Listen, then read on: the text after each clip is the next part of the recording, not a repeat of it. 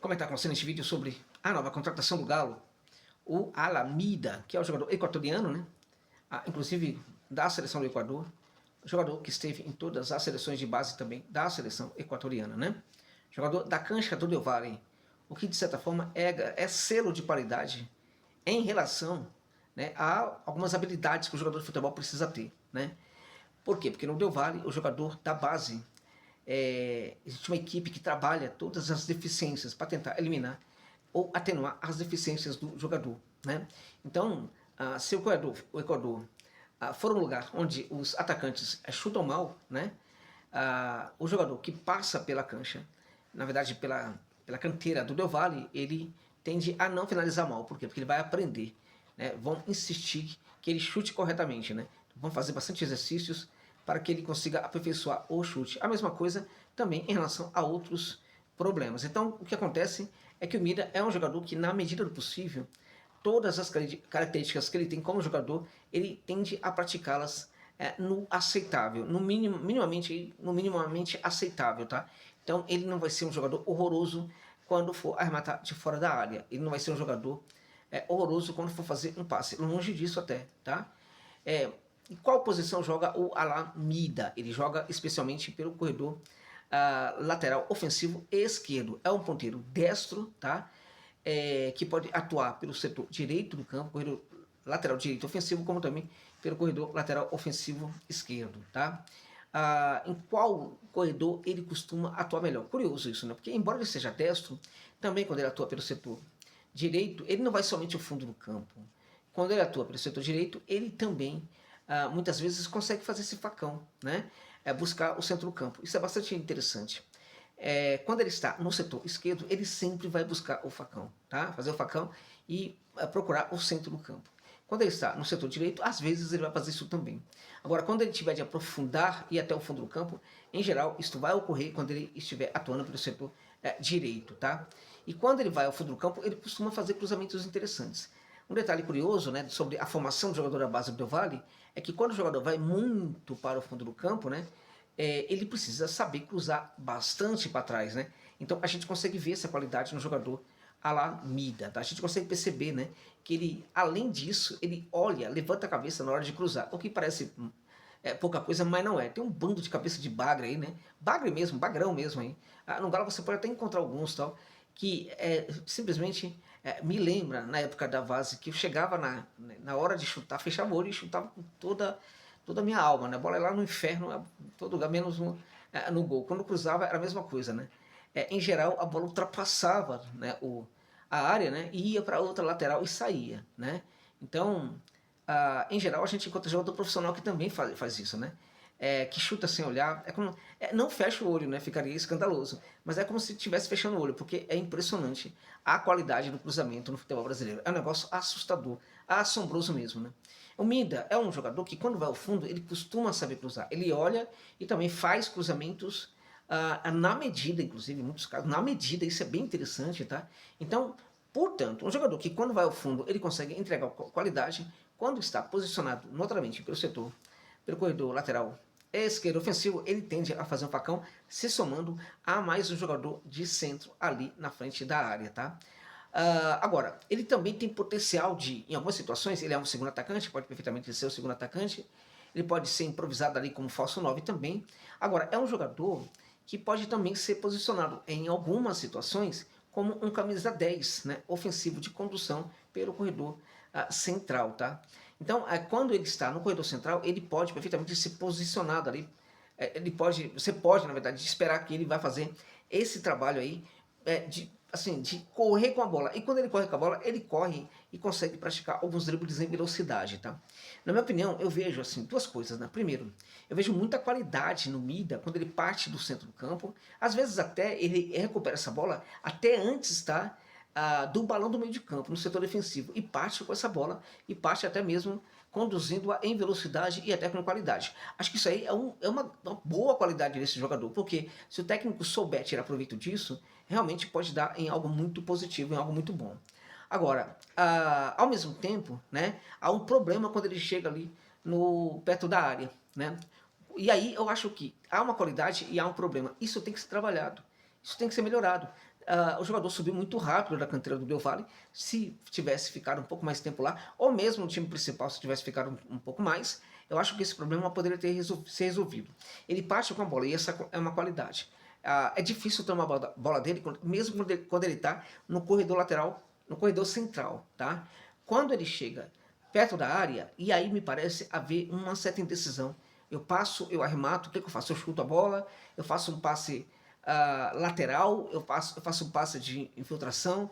O que eu faço? Nessa hora, a gente percebe que a qualidade que ele apresenta em condução de bola pelo corredor central não é a mesma em relação ao que fazer com a bola quando ele chega na etapa decisiva. Nisso precisa melhorar. Agora, eu vou falar uma coisa para você. É tão boa essa condução, tá, que o técnico pode sim pensar em melhorar a chegada do Mida quando ele está perto ali da área, especialmente, tá? Às vezes ele faz um passe quando tem de chutar, às vezes ele chuta quando tem de passar, às vezes ele tem que fazer um passe mais lateral, às vezes ele tem que voltar essa bola para trás. Em geral, a decisão não é das melhores possíveis, tá? E claramente, se fosse, tá? Diante de todos os elogios que eu já fiz para o Mida aqui, né?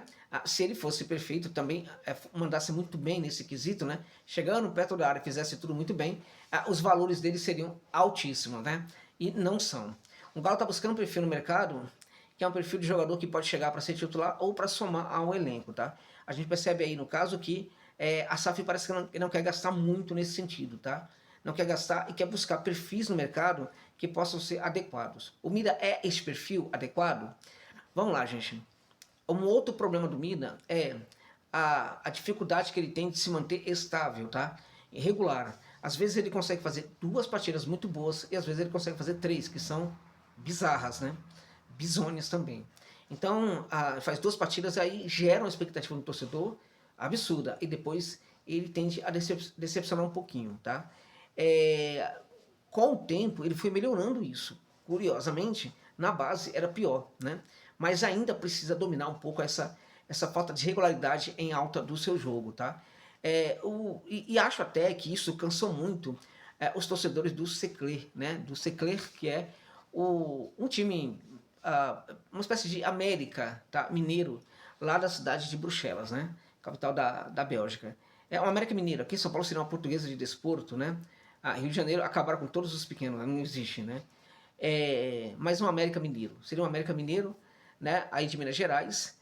O Secret é um time que tem uma torcidinha pequena, mas bastante atuante, né? Um clube que está fazendo bastante investimento ultimamente, tá? Para crescer. O Mida mandou muito bem lá em algumas na primeira temporada, né? Mas mesmo na primeira temporada ele desgastou um pouquinho, né? Ele cansou um pouquinho o torcedor. Nos momentos que mais precisavam dele, ele falhava, né? Na outra temporada, na segunda temporada, ele já melhorou também, já melhorou, né?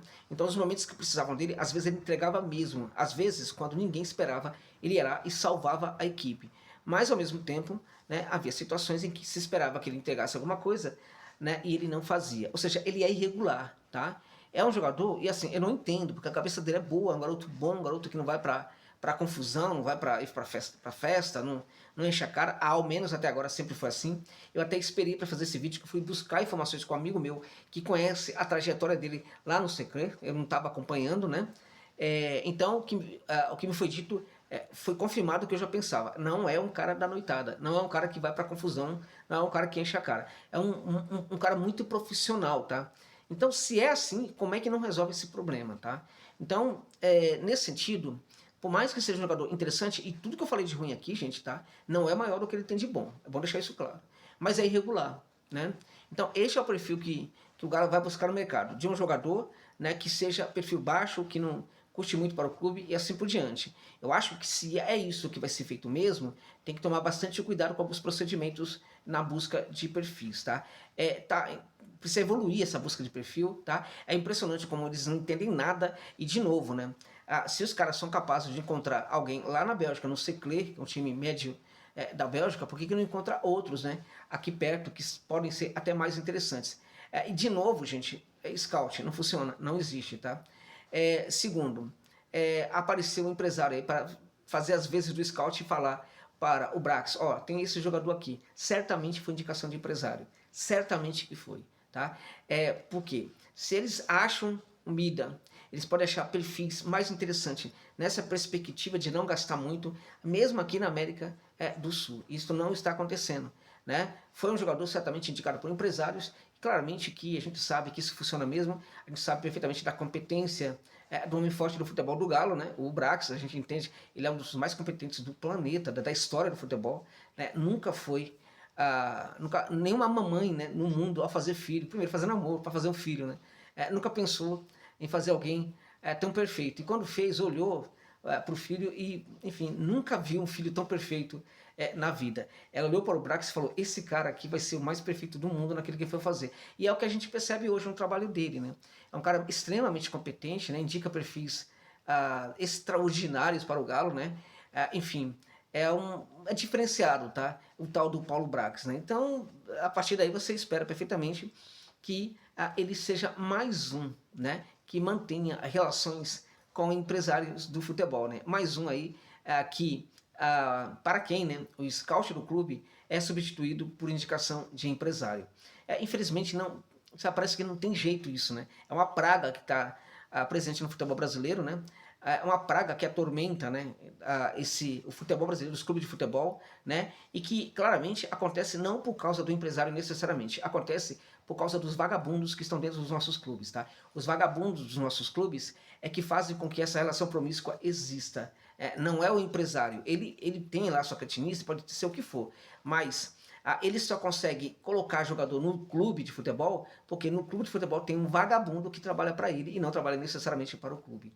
Quando se busca um perfil, na verdade, quando se aceita um perfil de um empresário que nem necessariamente tem a ver com uma posição desejada, né? É porque o dirigente vagabundo está pensando nos seus interesses, né? Deve ter alguma coisa, algum tipo de ganho, né? E não no interesse da equipe e também do clube. Então, isso não é, assim, isso está esparramado pelo futebol brasileiro, tá? Então, assim, é provável, neste caso, que também seja o caso. É provável que seja um caso de uma indicação também de empresário e tal, porque, a despeito do Mida ser um jogador que pode ser interessante, como eu disse, há outros, e ele chega ao Galão da Massa como uma aposta. Pode dar certo ou pode não dar certo, tá? No meu palpite é que tem de tudo para dar certo, mas a gente precisa entender que quando ele consegue cansar os torcedores, né, tomando decisão errada quando está perto ali da área, né, e isso não é brincadeira, ele cansa mesmo, e cansa gostoso.